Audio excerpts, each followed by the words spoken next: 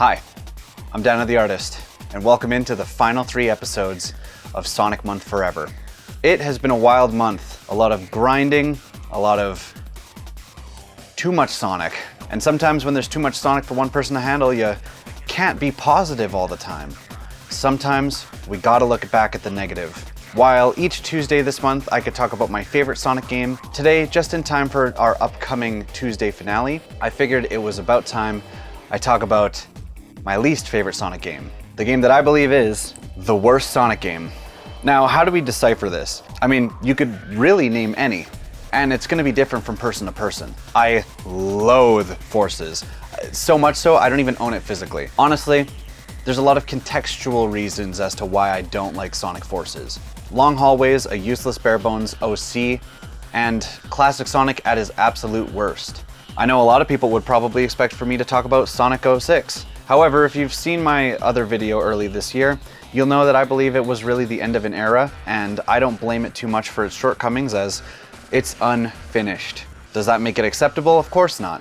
But I think an unfinished game that has some things that at least can make me laugh is far better than absolute mediocrity. Yeah, earlier this month, when I talked about Shadow at his best, I never really got to talk about Shadow at his worst. In my opinion, Shadow the Hedgehog really messed up a lot of cool potential that they had built off of the ending of Sonic Heroes, where you find out that Shadow in Sonic Heroes is actually a clone. The levels are quite unfun if I'm being honest. The different routes you take aren't interesting. Unless you work your ass off grinding this unfun game, getting the true ending is not worth the time it takes to get there. Besides that, while I still hold it in higher regard than Shadow the Hedgehog, Sonic and the Secret Rings is rough. This game, from the moment I played it on the Nintendo Wii for the first time, disappointed the fuck out of me. You can only move forward and backward and pivot side to side. Jumps feel clunky, and going from the freedom of a Sonic Adventure or Sonic Heroes or literally any other game before it to quite literally a hallway where you are actually cramping your hands just to move forward, this game was not fun to play. And then there's the progression of the levels. It's not just you go from one level to the next, you have to choose your levels, and from there it is just a nightmare. You will not know exactly where to go unless it says, make sure you get the Chaos Ring, so you have to look for the level that most likely gets you the Chaos Ring. However, there are some cool ideas within the game. For one, I actually like that there's an equip system where you can level up Sonic as you proceed.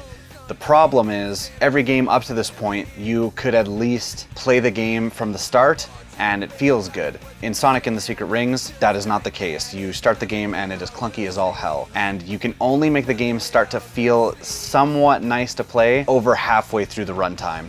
And by that time, the Wii Remote's stupid shitty controls start cramping your hands and it just hurts. It's not a well-designed game. I still put it above Shadow though, because I think it respects your time a little bit better. As long as you can get all the secret rings, you're pretty much set to get the true ending. And I think it's pretty worth it. I think some of the music and themes are pretty fun, and I like the idea of going to the Arabian Nights, and I think the Storybook franchise really got it bad. If you know me well, you know I don't really like Unleashed, but I would never call it one of the worst games in the franchise. As a matter of fact, there's a whole portion of it that is some of the best. If you're a veteran Sonic fan, then you might know about the Game Gear titles.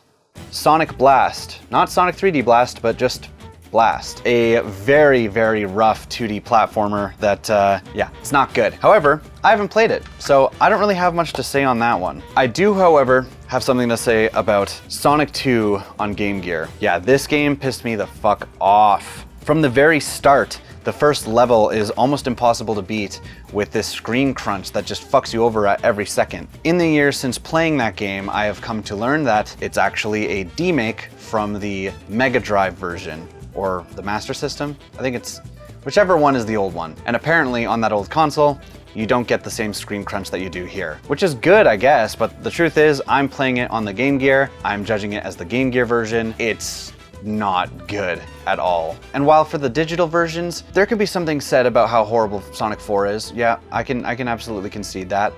But do I think it's the worst? No, there's only one Sonic game that, to me, truly deserves the title of the worst Sonic game of all time. Sonic Free Riders. This game is misery.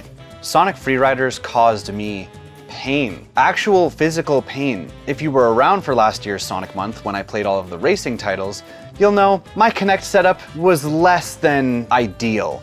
Right up here in this corner, I had a PS3 on top of my TV, and on top of that PS3, the Kinect, aiming at an angle so that I could actually have enough physical space to play the game, make the movements. It didn't give a fuck about that at all. I don't think I could have optimized this room or played it in an open area at all for it to actually function the way it's supposed to. You wanna know why? Because at the start, it did function properly. It did do it some of the time. And then all of a sudden, 3 hours in, the camera just went, I don't really know anymore, man. Yeah, you might be there.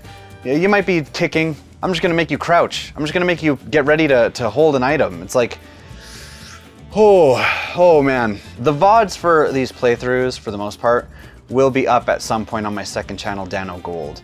And there you can see a lot of the misery. If I had to rank the top 5 worst Sonic games, I think it would have to go Shadow the Hedgehog. Sonic 4, I would say episode 1 and include it with episode Metal as well. Sonic Forces. Sonic the Hedgehog 2 on Game Gear. And of course, Sonic Free Riders. I don't feel the need to elaborate. If you've been with me from the jump and you saw me play through these games over the past 3 years, you can sort of see where a lot of my anger stems from. Games that don't work, bore me to death, or cause me physical pain. And before anybody comes at me for putting Sonic Forces in one of the worst Sonic games of all time category and not putting 06 anywhere on that list, once again, a finished game that sucks is way worse than an unfinished one.